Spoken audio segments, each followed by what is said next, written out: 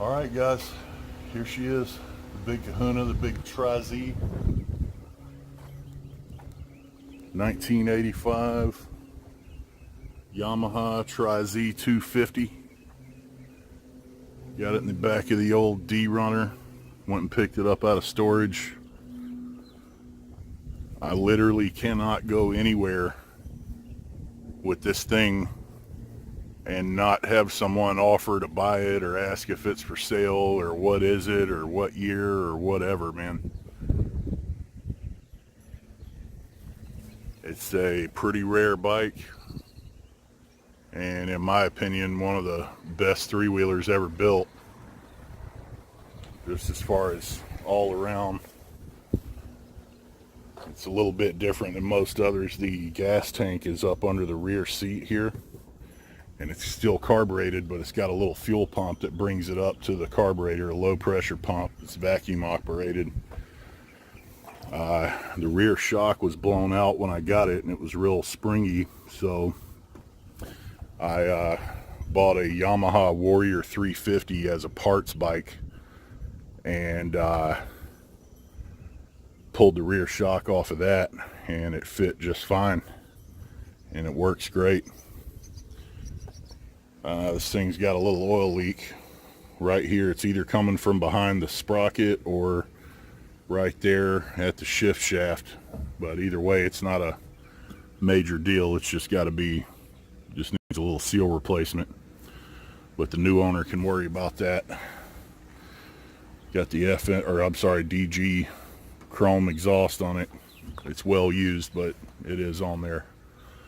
And another weird thing about these is normally this is where the gas tank is, but I guess Yamaha, in an effort to keep a lower center of gravity, they made that the air box and that the gas tank, just to keep the weight lower. And there's the radiator, and as you can see, it's got all this crud on it from sitting in storage. I'm gonna take it out and wash it off. It's probably got some flat spots on the tires. I bought some front forks. I believe they came off of an 86 Tri-Z 250 and put them on there instead of rebuilding the older ones.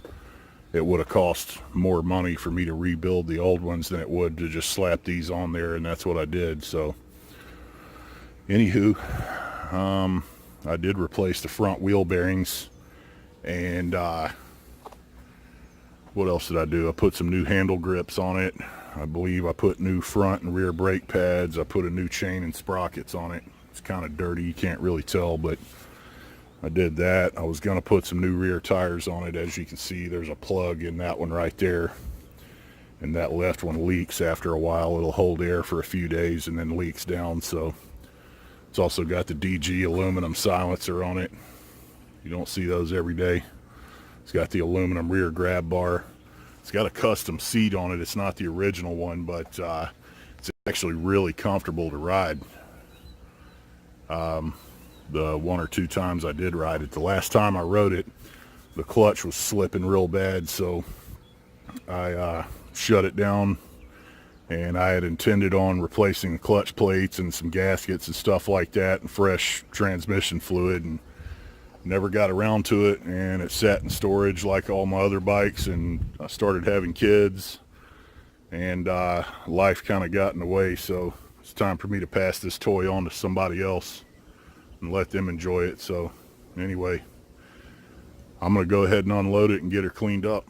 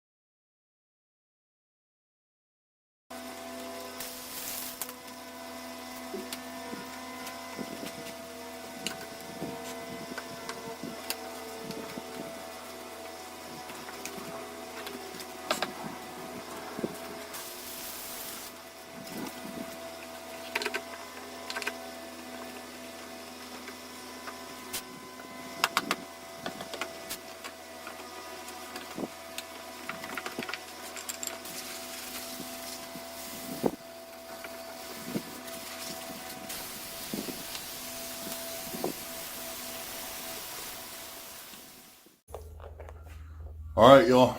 So I got her all cleaned up, wiped down, took pictures of it, listed it online for $2,000 firm.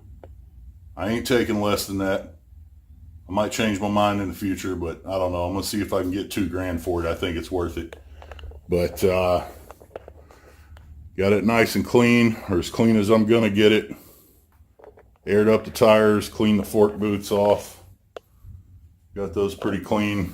I also replaced those before I started riding it and tore the clutch plates up. So there it is. Again, it's about as shiny as I'm gonna get it. But it's time for a new home, and I gotta pay off some bills so I can start living how I want to live. And that's about it. So hopefully it'll sell pretty quick. It probably won't. There's not a lot of three-wheeler people out there. Actually, I take that back. There is a lot of three-wheeler people out there. Most people are only familiar with like Honda Big Reds. You know, everyone seems like a lot of people that see a Honda four-wheeler, they think they're all Big Reds, and they're not. Honda made dozens of different models, if not more. But this thing's pretty freaking awesome. I wish I didn't have to sell it. But, you know, I just got to find the right guy that has the skills to work on it himself, and the appreciation for how rare it is and how cool of a bike this is.